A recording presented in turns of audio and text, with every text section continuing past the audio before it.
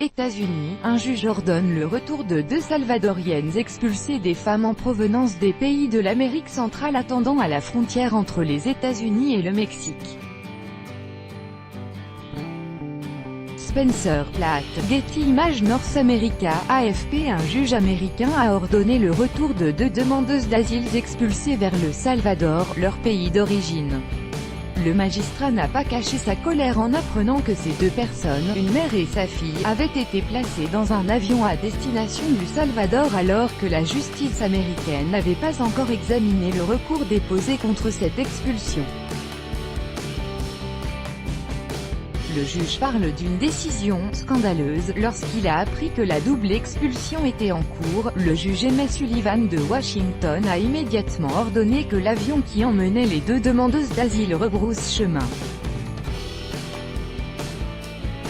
Finalement, il n'y a pas eu de demi-tour en plein ciel, mais les 2 migrantes salvadoriennes vont bien pouvoir rentrer aux États-Unis en attendant que la justice examine le recours contre leur expulsion.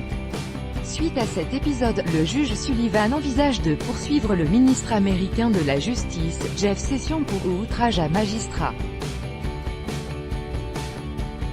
On ne connaît pas l'identité des 2 demandeuses d'asile. Selon la CLU, l'organisation américaine pour les droits civiques, la mère et sa fille ont fui leur pays où elles étaient en danger, car exposées à des violences conjugales et menacées de mort par un gang.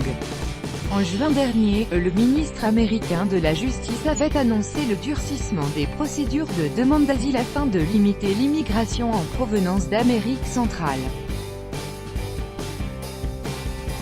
Depuis, les allégations de violence conjugale ou de violence commises par des gangs ne sont plus suffisantes pour déposer une demande d'asile aux frontières des États-Unis. Courts before being court wagons behalf of the government could to offer clients a moment young child out of their detention rooms and push them on a plane to El Salvador, where they had fled horrific sexual violence and death threats. https://cht.co/z0m6p0lgf5aclu @aclu 9 août 2018